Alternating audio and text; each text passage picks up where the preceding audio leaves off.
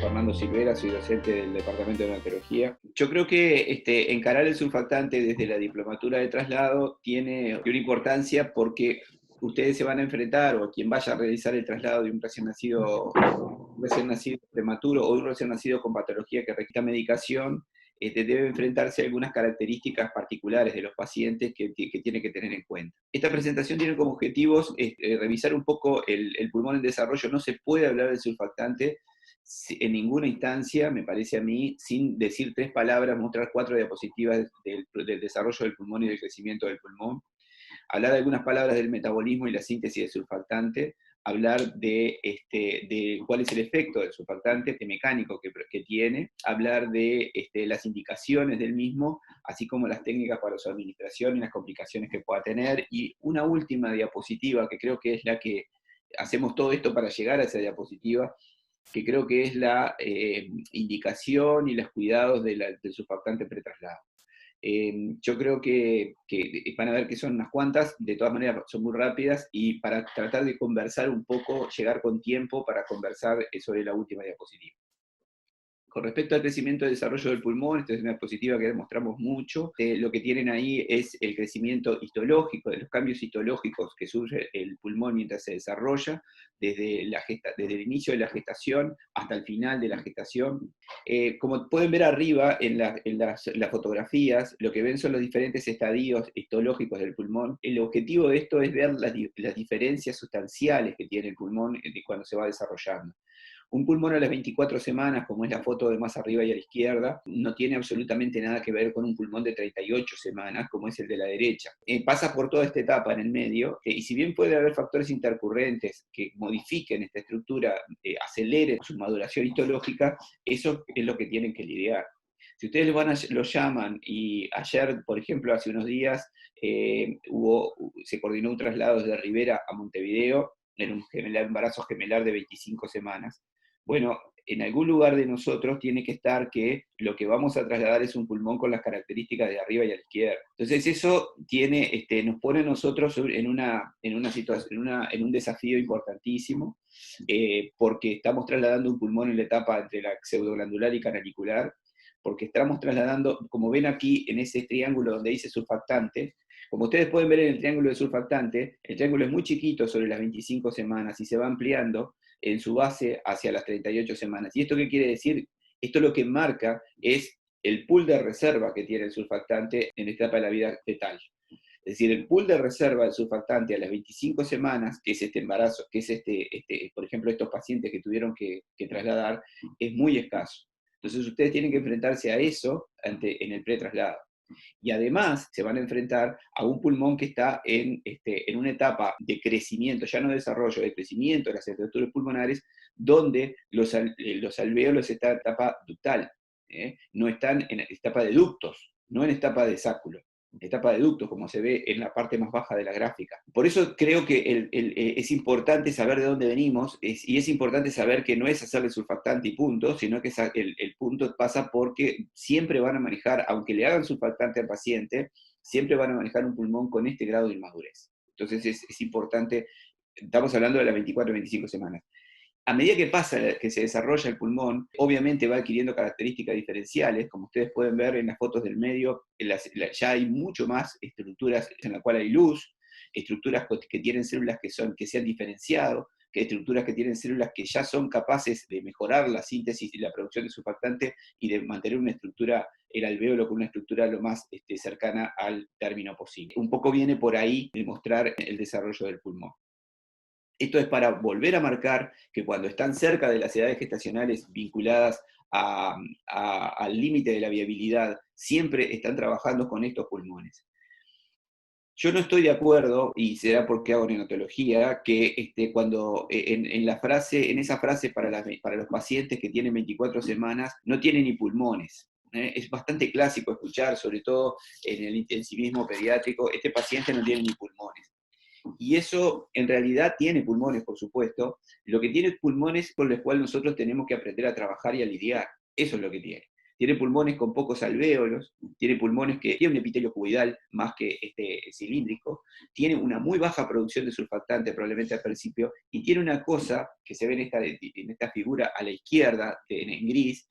Vieron que ahí lo que se ve es mucha estructura pintada en gris, y eso es el intersticio pulmonar. Tiene mucho intersticio pulmonar, es decir, tiene mucho tejido que lo único que hace es sostener de alguna forma las estructuras vasculares. Ese intersticio se llena muy rápidamente de agua, y cuando para eliminar el agua del intersticio, aún a las 24 semanas, es muy difícil. Tengan en cuenta que la mayoría de las placas que ustedes van a ver o que tienen que ver cuando van a ver una membrana hialina, un paciente con una membrana hialina, no todo es colapso y atelectasia de la vía aérea porque no tiene surfactante. Mucho de lo que están viendo es agua en el intersticio.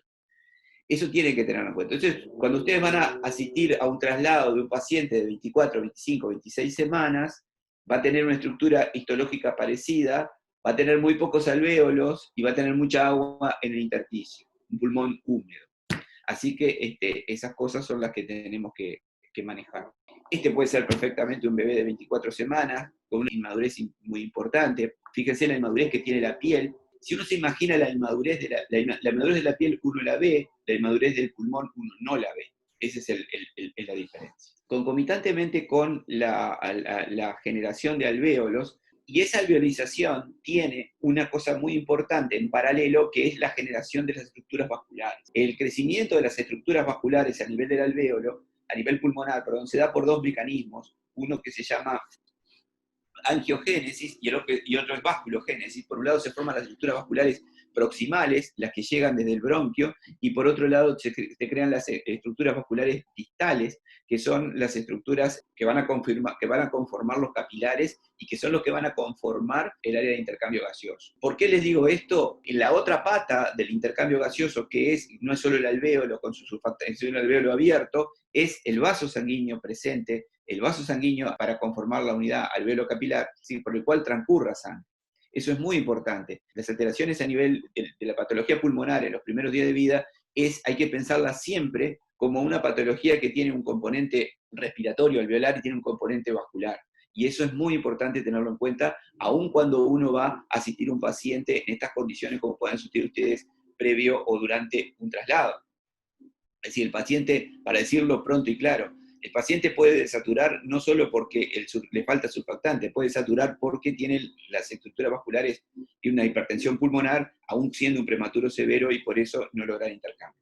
Así que siempre tener en cuenta estas dos estructuras, mecanismos que juegan en el crecimiento y en el desarrollo del pulmón. Hasta aquí les hablé 2 palabras del desarrollo del pulmón. En el mismo momento se está dando el proceso de crecimiento del pulmón. El pulmón crece fundamentalmente por 3 mecanismos. El mecanismo más importante de crecimiento del pulmón es la producción de líquido pulmonar. El pulmón está sintetizando desde los primeros días de vida, desde los primeros días líquido a la luz del alvéolo, y eso está generando un aumento de la presión intraluminal pulmonar, que es permanente y es constante hasta el momento mismo previo al nacimiento. En el momento del inicio del trabajo de parto, a partir y sobre todo en el trabajo de parto ya durante el periodo dilatante, durante el periodo expulsivo, es cuando esta producción de líquido pulmonar se suspende y no solo se suspende, sino que se inicia el proceso de recaptación de líquido hacia el intersticio primero y después a las estructuras vasculares para sacarlos del pulmón. Los movimientos respiratorios, ustedes saben que el feto tiene in útero movimientos de la caja torácica y del diafragma, que simulan los movimientos respiratorios para intercambio gaseoso, obviamente no lo son movimientos que también tienden a aumentar la presión intraluminal y tienen periodos de pausas respiratorias o apneas, en la cual el cierre de la glotis en ese momento genera mayor presión intraluminal, y todo eso contribuye a que los alvéolos y el pulmón en general continúen creciendo en tamaño estructural, quiero decir. Esto es muy importante tenerlo en cuenta. Hay situaciones patológicas, simplemente para completar esto, el contenido de líquido pulmonar, 25% mayor en los prematuros, y mayor todavía en los prematuros que no sufrieron trabajo de parto. Por eso yo les decía anteriormente que un paciente de 25, en nuestro país el 70% de los recién nacidos prematuros por debajo de las 30 semanas nacen por cesárea. Así que ustedes van a tener un pulmón no solo inmaduro, les digo más, En el Pereira-Rosell, la tasa de corticoides prenatales, que es uno de los mecanismos que cambian esta secuencia de maduración, que la modifican para bien, la tasa de administración de corticoides prenatales en el Pereira-Rosell, en los menores de 1000 gramos, corticoides completos, todas las dosis dadas, andan en el 50-60%. Para el 70, 75, 80% de corticoides incompletos, es decir, aquellos que recibieron menos dosis que el protocolo indicaba. Entonces, ustedes van a tener, el Pereira es una población especial, eso no es igual en la población mutual. La población mutual anda por arriba del 90 y pico por ciento, como es en el primer mundo, de corticoides completos. Eso genera un hándicap. Es muy probable que el paciente que vayan a trasladar tenga mucho líquido, porque los mecanismos de reabsorción pulmonar son inmaduros, estén tan inmaduros como lo mostraba anteriormente, y todavía es muy probable, o tiene chance de no haber recibido corticoides, con lo que esto implica. Por tanto, creo que es interesante ver el impacto que puede tener la administración de surfactante en este tipo de pacientes. Esto lo que muestra, chiquilines, básicamente es cómo se reabsorbe el líquido en la etapa, a partir del inicio del trabajo de parto, en los que nacen por cesárea, a partir de que se clampea el cordón. Se inicia un mecanismo en el cual el líquido pulmonar se empieza a reabsorber y empieza a pasear, como se ven esas flechas rojas grandes, desde el espacio aéreo al espacio intersticial. Y desde el espacio intersticial, por las flechas azules, se va por los linfáticos y por las estructuras vasculares pulmonares hacia el resto del organismo. ¿Cuál es el problema? Bueno, el mecanismo de reabsorción de líquido, las flechas rojas con el cual el mecanismo, el recién nacido establece para sacar el líquido del alvéolo, el primer mecanismo le lleva minutos, el intersticio le lleva entre 4 a 8 horas sacarlo. Eso está en la base de que cuando ustedes hacen las placas, el pulmón todavía esté lleno de agua en el prematuro, porque es un proceso mucho más lento, muchísimo más lento. Y eso está en la base de que uno intenta a toda costa de que el gurí, cuando nace, por más prematuro que sea, respire por sí mismo, porque el mecanismo más efectivo para sacar el líquido del alvéolo, llevarlo al intersticio y sacarlo para afuera, es el llanto del gurí. Es la primera inspiración o las aspiraciones propias del gurí. Ustedes con la ventilación a presión positiva, con máscara o con intubación, no cumplen el mismo rol fisiológico que tiene la inspiración y respiración del chiquilín. Por tanto, es muy importante respetarle esto, y por eso es que hoy por hoy, en todos lados, ustedes están escuchando y viendo y haciéndolo, cómo se respeta eso, se le pone CPAP antes incluso de ligar el cordón, se pone CPAP a todos, porque se sabe que eso tiene un rol fundamental que puede ser 100% efectivo o parcialmente efectivo, pero que no es lo mismo hacerlo que no hacerlo. Esto es el impacto de los corticoides prenatales, ustedes ya lo conocen, yo creo que no voy a ahondar sobre eso. Sí les quiero decir una cosa: en los gurises menores de 27 semanas, los corticoides solos, sin ninguna otra ayuda, no disminuyen el SDR, es decir, no disminuyen la tasa de dificultad respiratoria. Es decir, los corticoides solitos, en los pacientes de 24, 25, 26 semanas, no esperen que el chiquilín no tenga nada. El chiquilín va a tener seguramente un déficit surfactante, y eso va a tener una clínica. El tema es que el impacto que tienen los corticoides no se limita al efecto que tiene prenatal, sino que los corticoides, la respuesta al surfactante que ustedes administran de manera exógena al recién nacido, está potenciada por la administración de corticoides prenatales. Tienen mucho mejor resultado en el paciente que le hicieron corticoides que el que no le hicieron corticoides, en cuanto a la respuesta que ustedes buscan cuando administran surfactante. Esto es importante. En los mayores de 32 semanas, 32, 34, 35 semanas, en eso sí hay disminución de la mortalidad, disminución de la severidad del SDR, disminución de las complicaciones mecánicas. En el menor de 28 semanas, ustedes no pueden esperar que los corticoides hagan todo, sino que hay medidas que hacer, como es esperar que el gurí llore, como es colocarle el CPAP precozmente, ¿tá? Como es hacerle el surfactante precoz, para tratar de disminuir la incidencia y la importancia del síndrome de dificultad respiratoria. Con respecto a la síntesis del metabolismo del surfactante, todos lo conocemos, se sintetiza a nivel de las células tipo 2 en los monocitos, en el sistema del retículo endoplásmico. Allí se conforma la estructura del surfactante, que se deposita, y esto sí me parece importante recordar, se deposita a nivel de la intraluminal alveolar, en una estructura que se llama cuerpos lamelares. Esos cuerpos lamelares son los que mantienen el surfactante, que vieron que está puesto ahí a la izquierda, parece parece un rollo, un ovillo en rollo. Ese ovillo en rollo es el que es la reserva o pool de surfactante. Es así como se guarda el surfactante previo a su utilización. Cuando le corresponde el momento, el surfactante sale fuera de la célula por exocitosis y va a ocupar el espacio aire líquido y también parece un ovillo, se empieza a desplegar en una monocapa, recubre y separa el aire de las estructuras celulares endoteliales. Esa estructura, que parece un ovillo, adquiere la característica de monocapa, y esa monocapa es la que cambia la tensión superficial alveolar. Una vez cumplido el ciclo metabólico, esas estructuras moleculares son captadas por los macrófagos, que vuelven a liberar y vuelven a introducir esas estructuras dentro de las neumonocitos tipo 2, que comienzan nuevamente con el ciclo.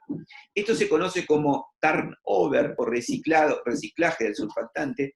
Es un proceso sumamente eficaz que hace que se sintetice surfactante con un mínimo gasto de energía y una mínima pérdida de sustancias, por este mecanismo tan eficaz de reciclado. Ahora, ¿esto es siempre así? Este mecanismo de reciclado va madurando con el tiempo. La cantidad de surfactante que tengan en forma de ovillo va aumentando con el tiempo. ¿Qué hacen los corticoides? Estimulan la síntesis de surfactante. Perfecto. Estimulan el depósito de surfactante a nivel de los cuerpos lamelares. Perfecto. Pero eso depende del número de células que tengan, de la estructura celular como esté. Entonces, a lo que voy es que siempre que nazca el paciente prematuro, este mecanismo va a estar presente a partir de las 23, 24 semanas. Los corticoides hacen que este mecanismo se corra hacia edades gestacionales más precoces, pero no es mágico. Todos hemos escuchado que en Japón, por ejemplo, digo Japón porque es uno de los que más se conoce. El niño de menor edad gestacional tiene 22 semanas, y saben que no es japonés, es de Estados Unidos. Hay una revista que ustedes, cada vez que que lleva un raconto de los niños con menor edad gestacional y mejor peso, es decir, especie de ranking de países que tienen los más chiquitos y los de menor peso. Y a eso le ponen los sobrevivientes, cuántos le sobreviven, cuántos no. Estados Unidos es el que tiene más chicos, creo que Japón es el que tiene más sobrevivientes, esa es la diferencia. Pero esos chiquilines de 22 semanas le ocurrió esto, y seguramente recibieron corticoides, y hicieron que esto pudiera volverse más eficaz en etapas gestacionales más precoces. Aquí lo que tienen simplemente es el mismo alvéolo con la estructura de la monocápica del surfactante distribuida en el alvéolo, y a derecha tienen un neumonocito tipo 2 como tal, ¿tá? Y la célula tipo 1 también conformando el alvéolo ya maduro, ¿no? Porque tiene mucho espacio aéreo, esto es un alvéolo maduro. ¿Cómo cumple su función en surfactante? Bueno, básicamente la cumple a través de la vieja ley de Laplace, en la cual las que tengan menor radio tienden a colapsarse más antes que las que tengan mayor radio. Arriba lo tienen en celeste, son dos alvéolos que no tienen surfactante. Entonces los gases van a tender siempre a irse al alvéolo que tenga mayor diámetro. Cuando ustedes le administran surfactante, lo que hacen es cambiar la tensión superficial, y eso hace que el gas se pueda distribuir de manera uniforme. ¿Por qué? Porque los vuelve más distensibles. Lo que quiero transmitir es que el efecto, este es el primer efecto del surfactante, y hace que el gas pueda ir tanto a los alvéolos con un diámetro grande, es decir, expandidos, y a los alvéolos colapsados o más chicos, que requieren mayor presión para distenderse. Eso es uno de los aspectos.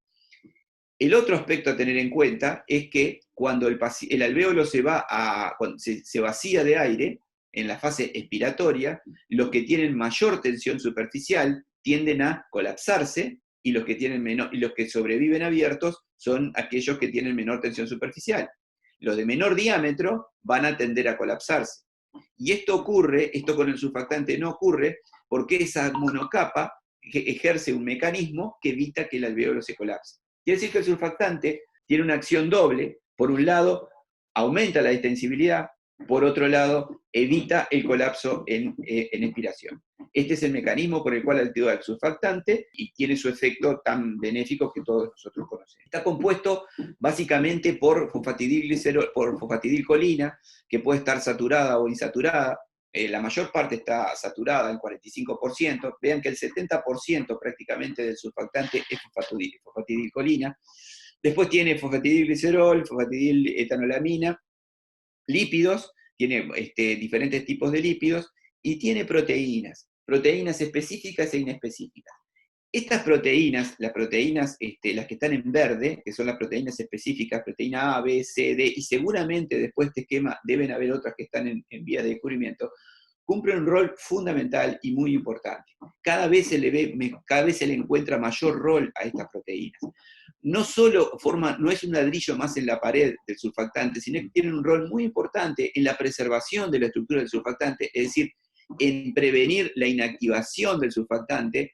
Tiene un rol en la defensa que el surfactante, porque el surfactante también se le ha visto que tiene un rol de evitar la sobrecolonización de bacteriana a nivel alveolar, en realidad, no solo bacterianas, sino viral también, y estas proteínas juegan ese rol. Para que vean un ejemplo claro de cómo el rol que juegan. Una de las patologías que la voy a mencionar más adelante, que se asocian con déficit de surfactante no vinculadas a la prematurez, es la hernia diafragmática. Se ha descubierto hace muchos años, o sea, estudiado muchos años, el recién nacido con hernia diafragmática de alguna manera tiene un déficit relativo de surfactante, aunque sea un término, aunque ya haya llegado al término, en general tiene un déficit de surfactante. Y si bien el déficit de surfactante es en la cantidad total de surfactante, esos pacientes tienen un déficit. Se ha descubierto que una de las cosas que tienen déficit es de proteína B. Y ese déficit de proteína B en la estructura del surfactante es el que genera muchas de las dificultades que tenemos para ventilar a los pacientes. Esto es muy importante, saber qué es lo que tiene, porque hay que dar el paso, dejar de pensar en el surfactante como esa estructura, como ese líquido tipo moco que nosotros vemos adentro de la ampolla de Survanta, sino en pensar en su estructura y cómo está conformado para llevar adelante su función. Me parece que es importante que ustedes sepan, no son solo fosfolípidos, sino que las proteínas juegan un rol muy importante, sobre todo el surfactante endógeno que tiene las cantidades y proporciones adecuadas en esta conformación. Acá tienen la composición de diferentes surfactantes exógenos, es decir, el surfactante que nosotros administramos al paciente para tratar determinadas patologías. El que está en rojo es el Veractan, que es el surfactante de Survanta. Survanta es una empresa, lo nombro como comercial porque es el que nosotros usamos. En nuestro país hay otro surfactante, hay otro producto, ya que nombré el surfactante de Abbott, voy a nombrar el surfactante de Richet, que también es Veractan, pero que tiene una composición estructural diferente. Y por eso no es despreciable. Como pueden ver ahí, me interesaba mostrar la diferencia entre Veractan, Survanta y Curosurf, que es el Poractan alfa, que es el que está primero en las columnas. El Curosurf es proveniente del porcino, el otro es de bovino. Vieron que tiene una concentración fosfolipídica mayor y que tiene proteína B, que tiene proteína C, que tiene en cantidades mayores, y que tiene otra propiedad diferente al Survanta. Es que la concentración del producto es 200 miligramos de surfactante por mililitro, cuando el Veractan del Survanta tiene 100 miligramos del producto por mililitro. Esto que les da a ustedes, les da una mayor concentración, no solo que tiene una concentración de proteínas B, la proteína B del Survanta acá dice que no está especificada, pero hay quienes dicen que anda por alrededor de 0,1 miligramos, 0,2 miligramos por mililitro. No solo tiene una conformación diferente, sino que tiene una mayor concentración. Cuando ustedes van a hacer surfactante, van a coincidir conmigo, la dosis es de 100 a 200 miligramos por kilo y por dosis. Nosotros hacemos el cálculo, es más, si yo le pregunto a cualquiera de ustedes, ¿cuánto es la dosis en mililitros del surfactante? Me van a decir 4 mililitros por kilo. Y esto está vinculado a la dosis que calculan con Survanta. Si ustedes tuvieran Curosurf, harían 2 mililitros por kilo. Y los que han hecho surfactante en dos tipos de pacientes, en pacientes prematuros extremos, donde se les llena el tubo de surfactante varias veces hasta que logran pasarlo todo, rezongan, y en el otro es en el paciente extremadamente grave, por ejemplo, el meconial gravemente enfermo, con hipertensión pulmonar, con insuficiencia ventilatoria, que viene el supervisor y le dice, Catán, hacele el surfactante. Y Catán sabe, tiene claro, que cuando le haga el surfactante, el gurí se le va a morir, porque se le va a quedar medio muerto, porque el tubo se va a llenar de surfactante. Tiene un niño de 2 kilos, póngale 2 kilos, póngale 3 kilos, tienen que hacerle 12 mililitros de surfactante, se le va a llenar el tubo. Y Catán dice, me mandó a la guerra con un tenedor, porque todavía se fue el tipo. Entonces, ¿qué? Tiene que hacérselo despacito, despacito, bien despacito, para que no se le tabe el tubo. Ahí es cuando uno rezonga y ve esto. Esto es simplemente para mostrar, para decirles a ustedes que Survanta no es el único surfactante y tiene sus detalles. Entonces, seguramente en el futuro vamos a poder tener otro tipo en el mercado mayor disponibilidad de este tipo de drogas que nos permitiría a nosotros elegir el surfactante. Aquí en Uruguay hay un par de médicos en fisiología, que trabajan en fisiología, que son los tipos que para mí saben más de surfactante del país. Los dos son PhD, de PhD, uno de ellos hizo monografía de PhD de surfactante, así que el hombre sabe algo, que es Leonel Malacrida. Y yo lo escuché decir una vez, una cosa que me pareció muy interesante, es que en el futuro va a haber un surfactante para cada patología, porque el surfactante sintético, que es el Lucinatán, está puesto bien a la derecha, seguramente se va a ir sintetizando un surfactante con los requerimientos para cada patología. Y ustedes van a hacer un surfactante para el prematuro severo, van a hacer un surfactante para el meconial espeso, van a hacer otro surfactante para la hemorragia pulmonar y otro surfactante para la hernia diafragmática, porque cada uno va a tener prescripciones y características diferentes. Este es un gráfico muy conocido por todos, pero que yo creo que tendría que estar pegado en las maternidades, donde se hace surfactante en la sala de maternidad, tendría que estar pegado, porque para recordarnos, periódicamente cuando hacemos surfactante en la sala de partos, es decir, con muy poco control, qué es lo que pasa con el pulmón cuando uno administra surfactante. En la línea roja, siguiendo la línea roja, tienen lo que se llama control o el paciente que todavía no recibió surfactante. Y que como ustedes pueden ver, la parte de abajo de la línea muestra cómo uno va aumentando la presión y no se logra generar volumen pulmonar, es decir, nunca sube la curva, no se genera el volumen pulmonar. ¿Cuándo cambia esto? Más o menos alrededor de los 20 centímetros de agua empieza a levantarse algo la curva, es decir, empieza a generar volumen pulmonar, y el mayor volumen pulmonar se logra con 30 centímetros de agua. Eso puede ser un pulmón que están ventilando ustedes, chiquilines, cuando lo fueron a levantar el gurí de 25 semanas, lo fueron a levantar a Rivera o acá al Hospital Pérez de Rosell, lo metieron en el neopuff, y ustedes ven que el gurí no les levanta, digo, que no mejora la saturación, no mejora, y lo tienen ya con 20, 25 de PIM, de presión inspiratoria máxima, y no mejora, y no logran llegan ustedes a levantar el chiquilín para el traslado, y dice, mirá, está súper inestable, porque satura 88, 89, con FiO2 1, pero llévalo porque así le hacen de una vez surfactante, porque creo que lo que precisa es surfactante. Llévatelo porque acá no tenemos mucho más maniobra. Y ustedes lo que tienen que tener en cuenta es que lo que le está pasando al chiquilín es esto que ustedes están viendo en rojo. No están llegando a la presión para abrir los alvéolos, la mayoría de los alvéolos. Y cuando logran abrir la mayoría de los alvéolos, el volumen pulmonar que llegan es poco, porque rápidamente se les colapsa de nuevo en el próximo ciclo, en la fase expiratoria del ciclo. Si ustedes hacen surfactante en sala de partos, lo que van a lograr en la mayoría de los casos es que la presión de apertura, en vez de estar en 20 centímetros de agua, se corra hacia 15 o 10 centímetros de agua, como se ve en el circulito rojo. Eso se llama presión de apertura, es decir, cuando los alvéolos se abren masivamente. Y masivamente gana volumen pulmonar. Entonces, cuando ustedes llegan y les dicen, mirá, el niño estaba muy mal, estaba con una presión, precisaba 30 de presión para que me saturara 90, 95, le hice surfactante y mejoró rápidamente. Fíjate vos que ahora estoy con una FiO2 de 25, 30. Está bárbaro. La pregunta de ustedes tiene que ser, ¿y qué presión tenía, qué PIM tenía cuando vos le hiciste surfactante? 30. ¿Y ahora qué PIM tiene? 30.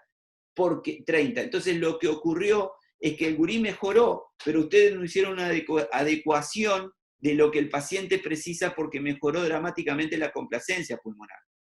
¿Se entiende eso? Yo sé que lo entienden, pero una cosa es entenderlo y otra cosa es llevarlo al diario vivir. Cuando ustedes llegan a levantar este chiquilín, tienen que mirar cuánto satura y qué FiO2 precisa y qué presión tenía cuando le hicieron el surfactante y qué presión tiene ahora. Porque si no lo van a romper, no por presión, probablemente, sino por volumen. Porque es notoriamente diferente, visto este gráfico, la diferencia entre la presión, el volumen que generan las diferentes presiones. Eso es lo que tienen que tener en cuenta cuando lograron hacer surfactante en sala de partos para cualquier paciente, no solo para el prematuro, sino también para los pacientes con patología grave. Las indicaciones básicas son el déficit de surfactante, el clásico de la enfermedad de Mena para nuestro país, y la hernia diafragmática, por supuesto, es la otra cosa, aunque les voy diciendo que la hernia diafragmática siempre revoloteó la hernia diafragmática como indicación de surfactante, pero en realidad los grandes trabajos no han mostrado mejoría franca de los pacientes luego de administrar surfactante. Es más, los triales han mostrado un aumento de la mortalidad al administrar surfactante. Y está exclusivamente vinculada al neumotórax post-administración y a la obstrucción del tubo durante la administración, que genera una hipoxia mantenida con aumento de la hipertensión pulmonar que se asocia a estos pacientes. Quiere decir que no es que no se lo pueden hacer, chiquilines, pero hay que hacérselo con mucho cuidado y no le pongan muchas fichas a eso. La inactivación es típica del pretérmino tardío, es el chiquitito de 35 semanas, que está todo bien, todo canchero, porque es un gurí de 35 semanas, y resulta que cuando baja el gurí le vuela la bata de dificultad respiratoria, y dice, pucha, este gurí, hijo de madre diabética, o hipertensión arterial, ¿no? 35, 36 semanas, precisa 60, 70 de FiO2, tiene trabajo respiratorio, les cuesta adaptarlo, probablemente lo que tenga es un déficit por inactivación de surfactante, o un déficit parcial de surfactante, y ese gurí precise alguna dosis. Complicaciones como la hipotermia, la diabetes en el embarazo, la aspiración de meconio, la hemorragia pulmonar y por supuesto todos los procesos inflamatorios como la neumonía están detrás de las indicaciones de hacer surfactante. En el prematuro es clásico que disminuye la mortalidad, sobre todo en los menores de 30 semanas. Por debajo de las 28 semanas ya la disminución de la mortalidad no es tanto, ya es multifactorial y el surfactante no tiene un impacto tan mayor. Disminuye la incidencia de las complicaciones a corto y a largo plazo, como el neumotórax, la enfermedad intersticial pulmonar, la displasia. Aunque la displasia en sí no ha cambiado demasiado a pesar de la administración de surfactante. Todos conocemos la incidencia de nuestros centros de broncodisplasia y todos hacemos surfactante más o menos iguales y tenemos diferentes tasas de broncodisplasia. Y las complicaciones grandes asociadas a la administración al déficit surfactante, como la hemorragia intravesicular, tampoco ha cambiado, ni la retinopatía con el uso de surfactante. Es más, es muy probable que haya aumentado, porque como le aumentó la mortalidad en determinados grupos, es probable que haya aumentado. De todas maneras, hay que tenerlo en cuenta. Lo que sí me interesaba decirles es que aquellos pacientes que se les hace surfactante tienen una sinología de ductus más precoz, tiene mayor incidencia de ductus con repercusión. Digo esto para los prematuros extremos que nosotros le hacemos, y ese guricito que ustedes vayan, que ustedes en una de esas no lo tienen que trasladar en el momento del nacimiento, que tienen que trasladar 4 o 5 días después para determinadas circunstancias, pasarlo de un lugar a otro, ese gurí, ese ojo con el ductus porque puede estar jugando, porque el surfactante favorece este mecanismo. Es un riesgo-beneficio que hay que tomar en cuenta, que nadie lo duda en el momento de tomarlo en cuenta, pero hay que tener cuidado con eso. ¿Cuándo administrarlo? ¿Cuál es el tiempo ideal? Bueno, hay dos horarios, dos tiempos. Uno es el surfactante profiláctico o preventivo, que se hace en los primeros 15 a 30 minutos, que no importa si el paciente tiene o no tiene dificultad respiratoria, no importa nada, yo le hago surfactante preventivo porque tengo la certeza de que la mayoría de estos pacientes tienen enfermedad de Medialina, SDR en el sentido sajón, vieron que los sajones ponen SDR a la membrana hialina. Esos son los primeros 10 a 30 minutos. En el Uruguay se hace muy poco, en el periodo, por ejemplo, no lo estamos haciendo. El profiláctico prácticamente no se hace. ¿Cuál es el que se hace más frecuentemente? Es el rescate precoz. El rescate que se hace en las primeras 2 horas de vida, en los menores de 2 horas de vida. Ese sí, ese gurí que nace, que lo trasladan, cuando llega, lo primero que hacen le hacen surfactante. Y a contrapelo del rescate tardío, que es el que se hace luego de las 2 horas, y ese rescate tardío, ese sí se hace en base en general a la dificultad, presencia de dificultad respiratoria o requerimientos de oxígeno. Las diferencias entre el rescate precoz y el rescate tardío: el rescate precoz tiene mejor evolución, como ven ahí, que el rescate tardío. Es decir, siempre van a tratar de hacerle el surfactante lo más precozmente posible a partir del nacimiento. La indicación del surfactante no es solo por la patología de base, sino por la situación clínica del paciente. El paciente, hoy por hoy, en recién nacidos, con alto riesgo de déficit de surfactante, como es el prematuro, menor de 33 semanas, que tenga requerimientos de oxígeno mayor del 30%, de FiO2 del 30%, en un paciente que recibe soporte respiratorio a presión positiva, invasivo o no invasivo, es decir, que esté en CPAP o que esté intubado, un paciente que precise más del 30% de oxígeno, intubado o no intubado, tiene indicación de surfactante. Estamos hablando de aquellos con alto riesgo de enfermedad membrana, menor o igual a 33 semanas. De ahí para abajo, a menor edad gestacional, mayor riesgo. ¿Qué cosas hay que cubrir antes? Bueno, si el paciente está en CPAP, es bueno llegar a optimizar el tema del CPAP. Para esto, es bueno llegar a 8 centímetros de agua, por lo menos de PIP, antes de tomar la decisión de hacer el surfactante. No, aunque ustedes pongan pocas fichas, que entre 5 y 8 de PIP el paciente cambie dramáticamente y no tengan que hacérselo. En algunos pacientes pasa y bajan y no tienen que hacérselo, pero aún en aquellos que no logren sacarlo, mejorarlo del todo, van a lograr mejor reclutamiento alveolar, van a reclutar más alvéolos, van a tener más alvéolos de diámetro mayor y el surfactante se va a distribuir mejor que en los pacientes que ustedes no optimizaron la presión. De hecho, chiquilines, hay una estrategia que hoy por hoy en el mundo se cita en todos lados en el manejo inicial del paciente, que se llama insuflación sostenida. Es decir, el paciente prematuro con alto riesgo de membrana hialina, que ustedes le hacen una insuflación sostenida durante 5 a 20 segundos, depende de la gente, hay diferentes protocolos, y lo que intentan a toda costa es reclutar alvéolos, reclutar, y luego le hacen el surfactante. Con eso han logrado en algunos sitios, es más, es terapia estándar, y han logrado mejorar los resultados del surfactante. Lo que hacen los pediatras, exactamente. ¿Cuál es el problema? ¿Cuál es el problema en el prematuro de hacer insuflación sostenida? Primero, que los trabajos son controversiales, hay metaanálisis de todo tipo, ustedes entran y ponen insuflación sostenida en PubMed, le sale de 2020, trabajo de ahora, de marzo del 2020. Y el tema está no en el daño pulmonar, sino en el efecto hemodinámico que pueda tener eso durante ese periodo de tiempo. Nosotros hicimos acá en el Pereira, hicimos alguna dosis de surfactante en esos pacientes, y realmente en el paciente chiquitito hay que estar bien parado y tener las cosas bien paradas y seguras. A 20, 30, 25 de presión durante 15 segundos parece un pollo. Lo que le hicimos no fue bien, pero eso no quiere decir, y yo creo que probablemente en el futuro los trabajos vayan marcando la tendencia. Lo que iba es que si le van a hacer surfactantes, chiquilines, porque esto es bastante sencillo, más de 30 de FiO2, más de 8 de PIP, un gurí en CPAP, requiere surfactante, prematuro severo estamos hablando, y si no tiene corticoide ni le hablo, ese requiere surfactante, pero llévenlo hasta 8 o 9 de PIP, porque así lo reclutan, aunque le tengan que hacer igual.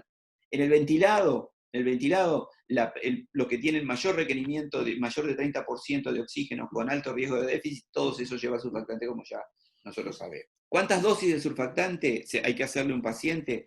Y bueno, en realidad las que el paciente precise, las que necesite. Ustedes tengan en cuenta que el pool es 4 miligramos por kilo. Y ustedes les hacen 4 miligramos por kilo. Ese es el pool de surfactante. Resulta que nosotros cada vez que le hacemos entre 100 a 200 miligramos por kilo. Tiene para tirar para arriba el surfactante. ¿Por qué le hacen tanta cantidad?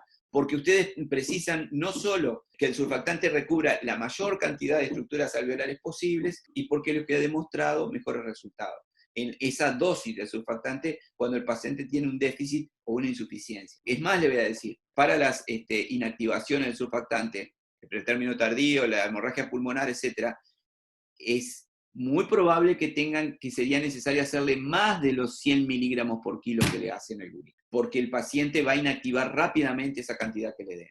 Entonces, esto estándar no es tan estándar. Lo que es estándar es la dosis para recién nacido prematuro con enfermedad de membrana hialina. Recordar que el catabolismo es lento, por tanto el surfactante probablemente con una dosis sea suficiente. El promedio de dosis de surfactante en el Pereira Rosell en menores de 1 kilo es de 2 dosis, 1,75 dosis. Ese es el promedio. Es decir, a casi todos le estamos haciendo 2 dosis, si hacemos la mediana seguramente son 2 dosis de surfactante.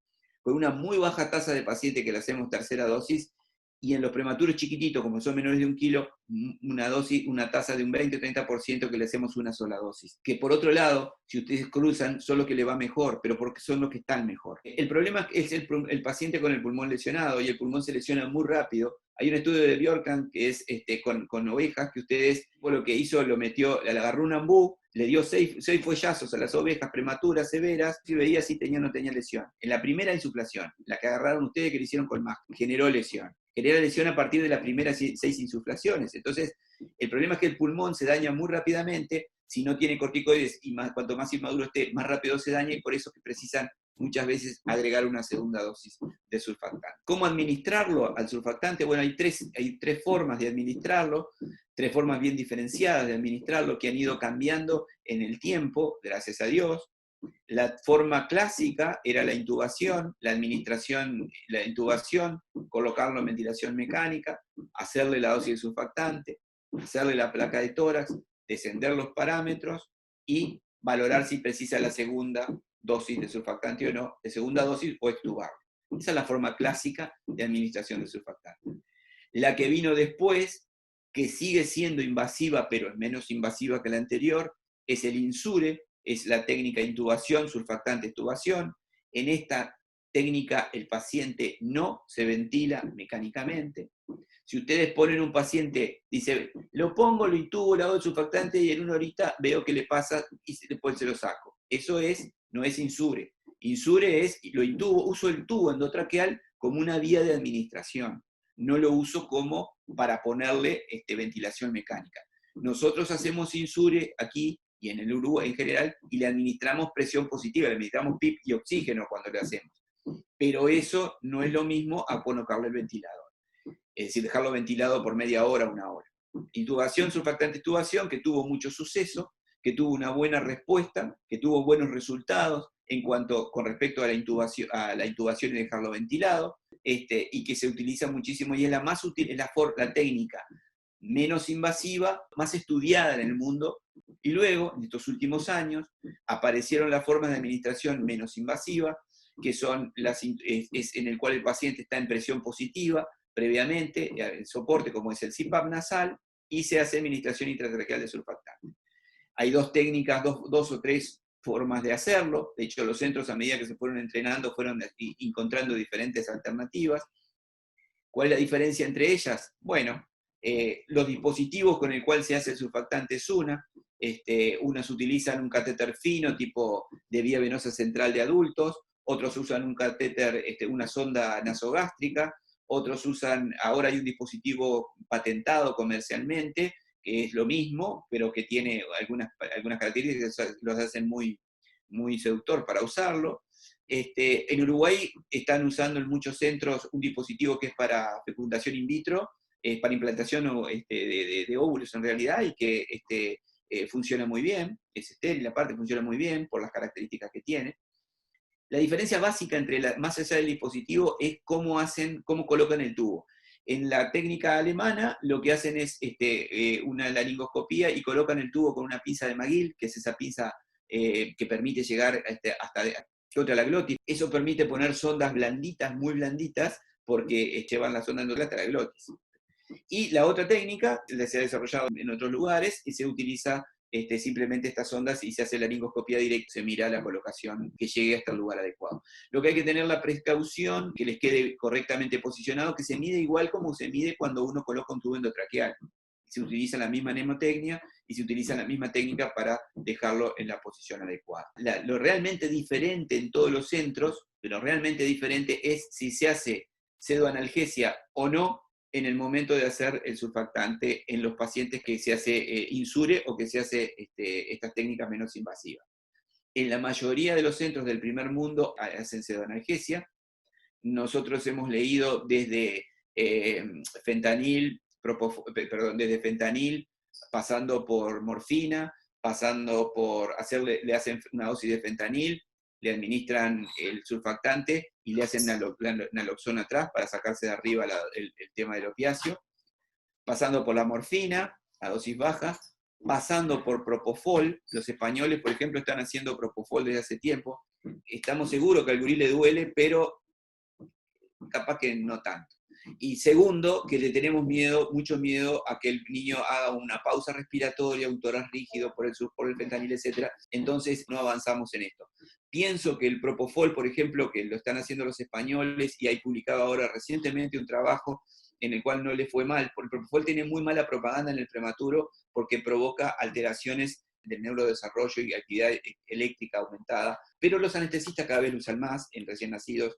Creo que la diferencia básica entre los diferentes centros y que lo que hay que ajustar es la pseudoanalgesia para el procedimiento, que es un procedimiento. Ahora le voy a mostrar un videito. La técnica de administración surfactante en el paciente intubado, yo quiero decir simplemente lo siguiente, porque creo que está bueno recordarlo cada tanto. Ustedes todos manejan esto. El surfactante en el paciente intubado se sabe que es mejor hacerlo en 2 o 3 bolos y no muy lentamente, excepto en aquellos pacientes, como yo les decía hoy, donde no toleran la obstrucción del tubo.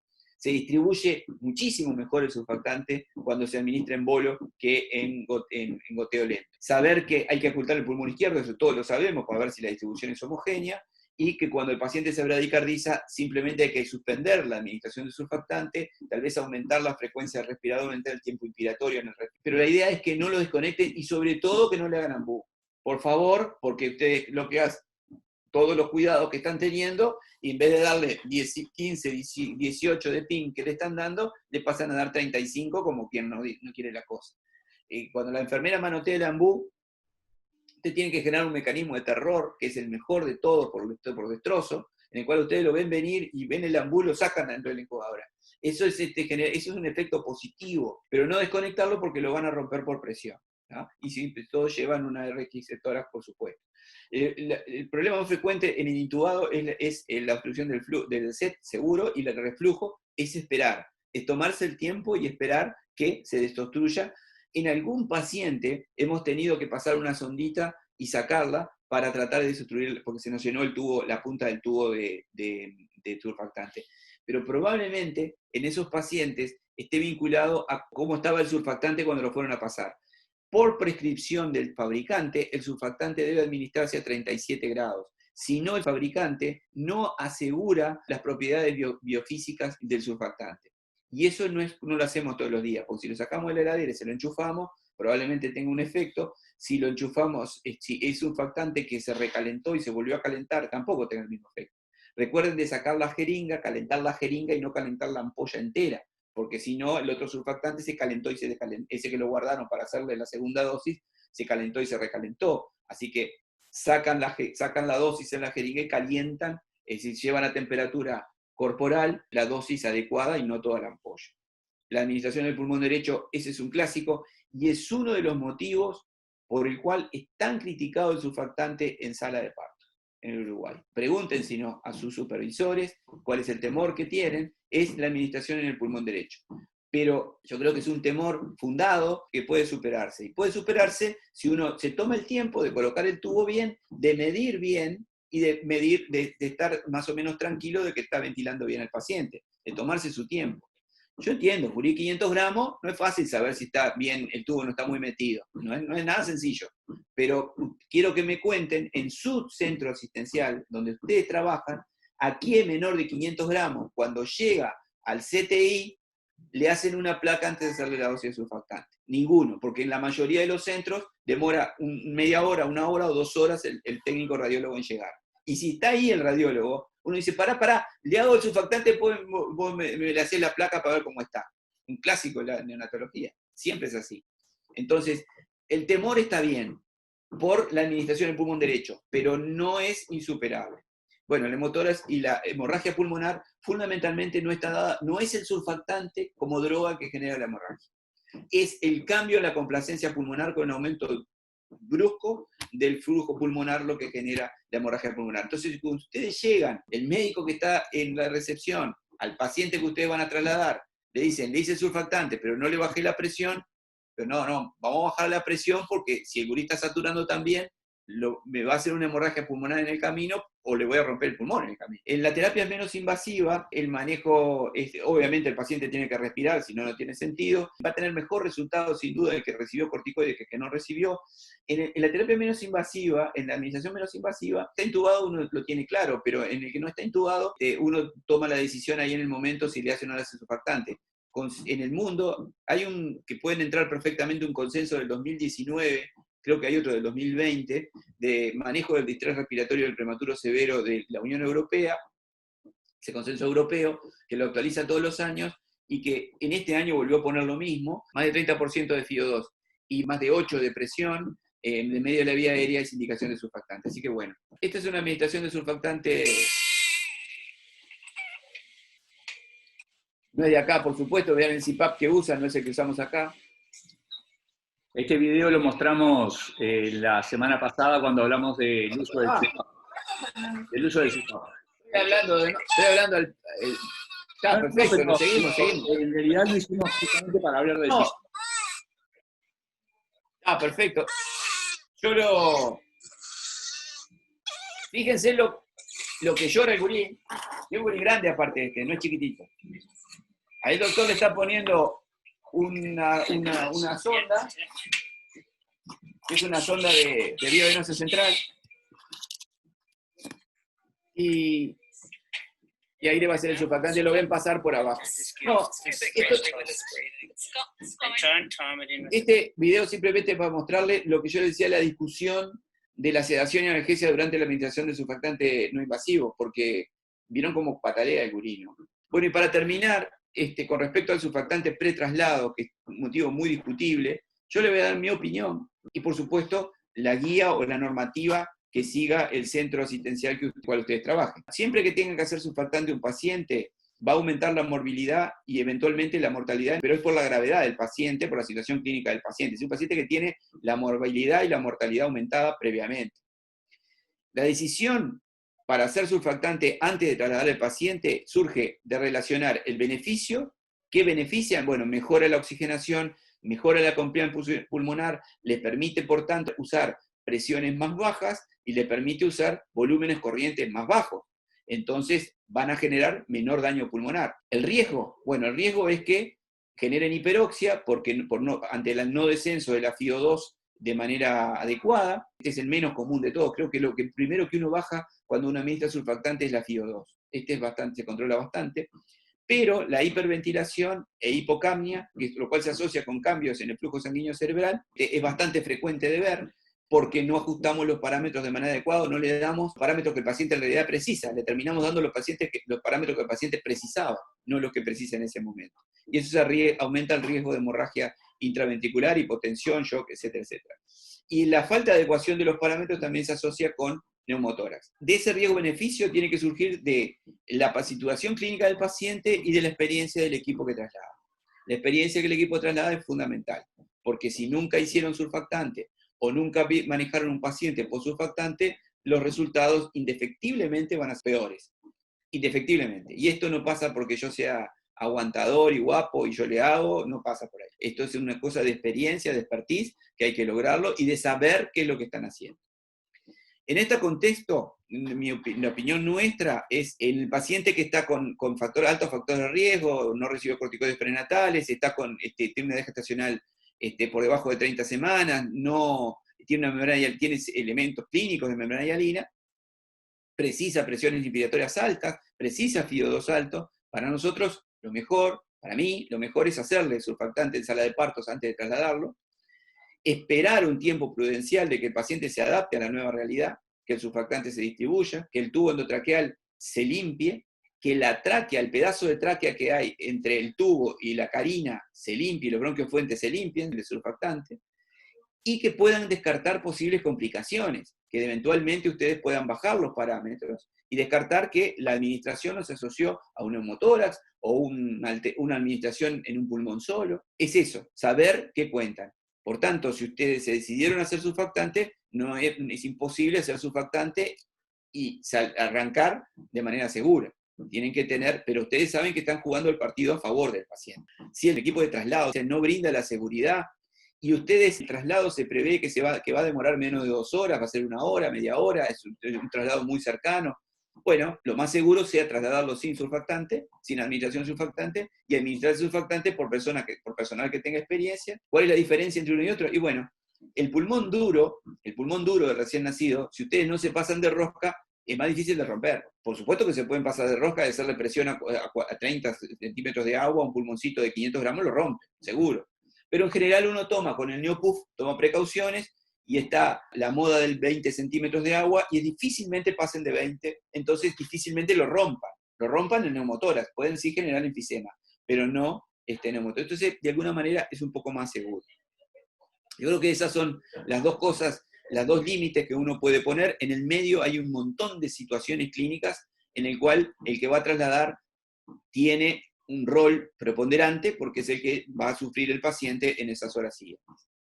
Con respecto a la forma de administración, la que el equipo técnico se sienta más seguro y tenga más experiencia, y la que la clínica le pida, ¿no? Si el paciente tiene un Silverman mayor de 3, 4, es un paciente que va a requerir intubarse.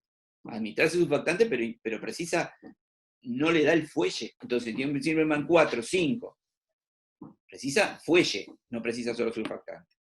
Por supuesto, como decía en el punto F, no se recomienda administrar surfactante e iniciar el traslado. Si el traslado es inminente, una cosa que pasa muy frecuentemente es que el equipo está esperando que ve que llegue el traslado, y cuando llegan, ¡pum!, se lo dan, y ustedes salen con el chiquilín. No hay mucho tiempo para pensar si le hago o no le hago surfactante, porque la situación es así. Siempre optimizar los parámetros, y la última recomendación, que creo que se cae por su peso, es que este paciente, el traslado con surfactante, va a ser muchísimo más seguro y adecuado si lo hacen con ventilador de traslado que si lo hacen con Neopuff.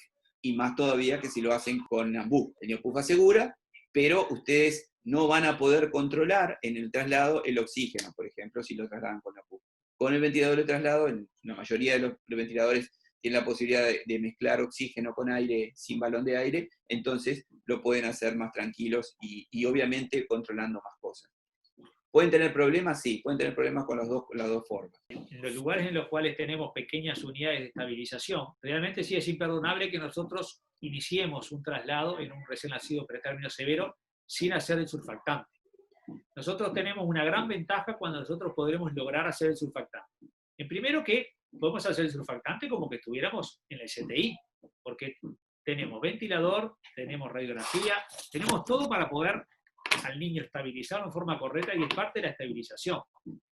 Y iniciar un traslado con surfactante realizado tiene otra gran ventaja, y es que cuando estos chiquitos, cosa que puede pasar frecuentemente, se nos estuban en el traslado, si ese niño recibió surfactante, muchos de estos niños pueden tolerar perfectamente continuar el traslado con un CPAP, ¿verdad?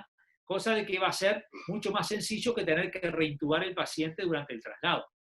Cosa que si ustedes tienen un paciente con una membrana hialina y no le hicieron surfactante, cuando el niño se extuba, se colapsa todo y probablemente tengan que intubarlo y hacer después parámetros más altos de los que tenían para poder reclutar. Entonces, el iniciar el traslado con el surfactante hecho, aunque parezca poca cosa, si se le llega a extubar el paciente, muchos de estos niños toleran simplemente con mantenerlo con un CPAP, aunque mantenga un poco de dificultad respiratoria, hasta el lugar de referencia, que es mucho menos cruento que hacer intentos de intubación en el medio del camino, que en un paciente tan pequeñito realmente es muy difícil. Y luego, otra de las cosas que dijo Fernando recién, que es importante, es que cuando uno va a buscar un paciente, y recién le hicieron el surfactante, y te dicen, bueno, subítelo y llévatelo, no lo vamos a llevar enseguida. Decimos, bueno, vamos a esperar un poquitito, vamos a ver si nosotros recién le hicieron el surfactante, vamos a bajar los parámetros, vamos a bajar, y esperamos media hora, 40 minutos, en el lugar donde estamos, que está conectado a un ventilador en la gran mayoría de las veces, porque si le hicieron surfactante es porque tienen algunos otros medios para poder estabilizar más al paciente, y una vez que nosotros vemos que le bajamos los parámetros, que estamos con parámetros de seguridad, de que tuvimos una radiografía de tórax, que vemos que la sede está en el lugar correcto, que se distribuyó bien el surfactante, ahí iniciamos el traslado. No aceptemos un niño que agarramos y lo llevamos y lo subimos con el surfactante recién hecho, porque nos cuesta de repente un neumotórax en el resto del camino, porque no pudimos bajar los parámetros adecuadamente antes de iniciar. Tal cual. Nosotros en los prematuros menores de 34 semanas tratamos de no hacer midazolam por el tema del efecto adverso a nivel del neurodesarrollo que tiene el midazolam. Y hacemos fentanil, una gama kilo, que si el paciente tiene vía es intravenoso, si no es por vía intranasal, en la preintubación, 5 o 10 minutos antes, le hacemos fentanil. Hemos avanzado en las conversaciones con la gente de anestesia. Nosotros no disponemos aquí en el área remifentanil, pero hay en el hospital. Tal vez el remifentanil sea una opción,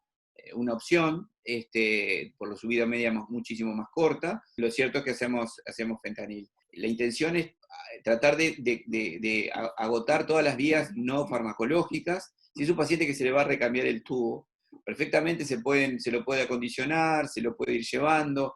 Si nosotros, se puede hacer sucrosa, la sucrosa tiene un efecto importante, es una droga, es un mecanismo no farmacológico, que nosotros usamos glucosa al 30% porque no tenemos glucosa, y hacerle una dosis de fentanil para tratar de que el cambio del tubo sea lo más eficaz posible, menos doloroso posible. Yo, de paso aquí ahora, lo que sí hemos visto en la experiencia es que el fentanil no lo deja chanta, no es que tú le hagas el fentanil una gama kilo y el gurí quede chanta, es decir, que se vaya todo el esfuerzo respiratorio del paciente, el paciente no responda a nada, no. El fentanil, el gurí se puede mover, puede llorar, puede tener sus cosas. Esa es la diferencia con el midazolam. Vos le haces midazolam y el gurí queda chanta, pero en los menores de 35 semanas 34 semanas, tratamos de no hacerlo.